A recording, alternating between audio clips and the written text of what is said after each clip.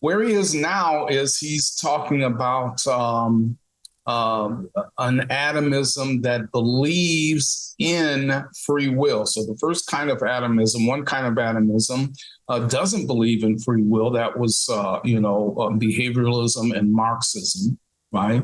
And now we're looking at an atomism that is materialistic atomism. The physical world is the only thing that exists. There's no non-physical spiritual world.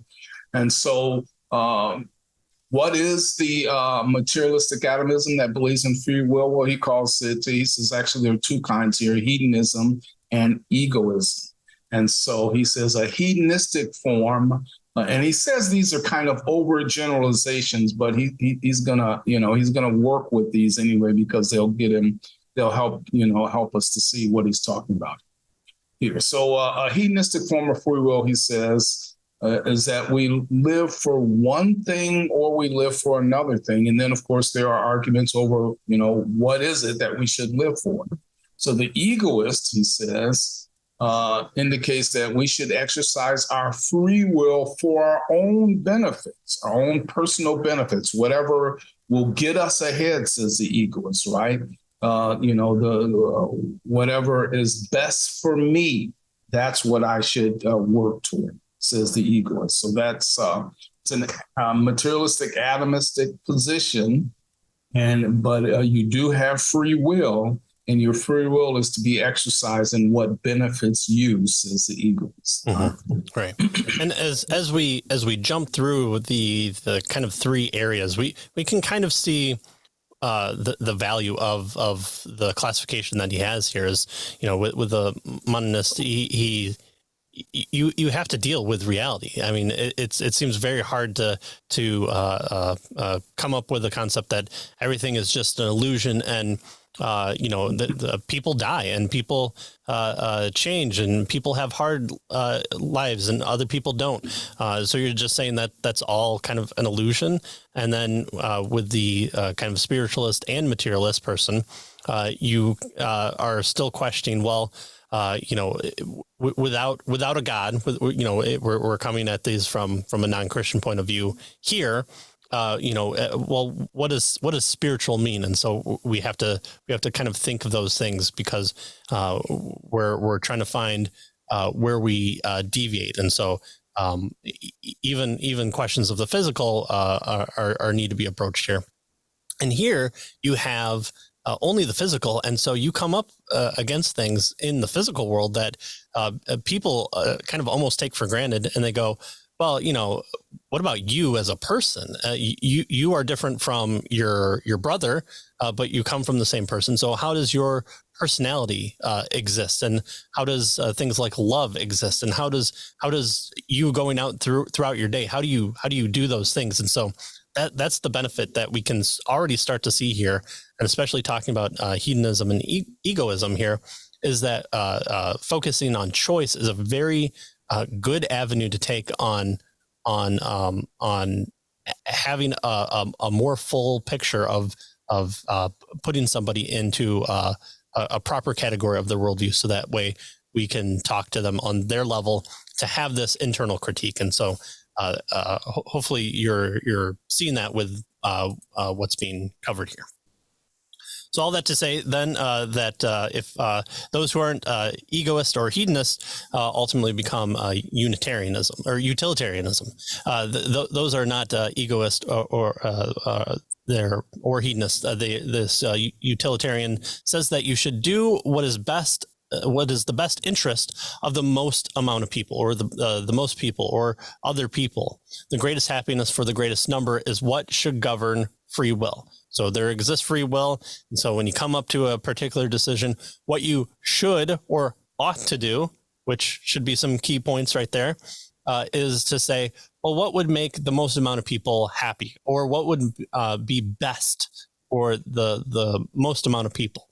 So, as the world's coming to an end by aliens and they want a sacrifice of one newborn child, should we do it?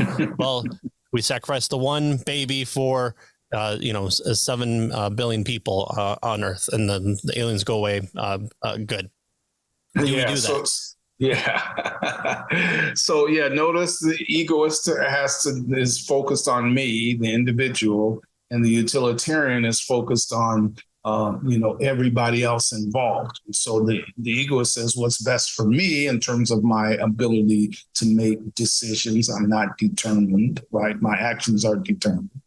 The utilitarian says what's best for everybody involved. And again, actions aren't determined under the utilitarian kind of rubric that he's given us, but they're based on what is the greatest good for the greatest number.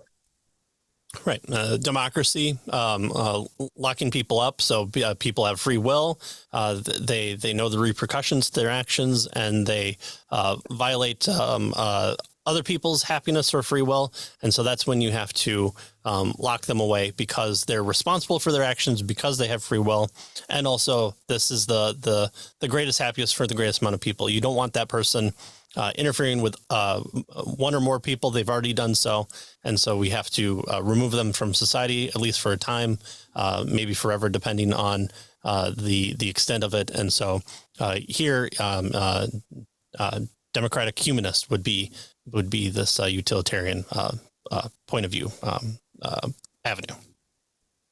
But then there's existentialism, and this is kind of the final one under the category of hedonism, or the free will understanding of materialistic atomism is externalism. Externalism stresses the freedom of man so much that, according to the existentialists, nothing governs what you will be. You come into this world as an existent, and then you will be able to choose what you do. And so, this is Sartre's model for those who have read him. Right. In fact, that's what he tells us here. The existentialist, then, in terms of free will, is it goes to the extreme, right? For the existentialist, you don't do what you do because of what the school teacher told you, or the priest, or the pastor, or the parents. You do what you do because you choose it, and in your choosing, you determine who you are, right? Existentialism has a radical doctrine, he says, of freedom.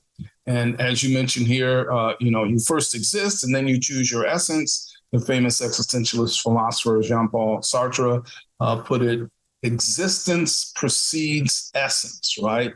And so, generally we think of, so the way Sartre argues here is that, we generally think that things have an essence, right? For instance, there's when someone goes to build a house, there's a blueprint. Well, that's what the house is going to look like. That's the essence of the house. And then based on the essence, they bring the house into existence.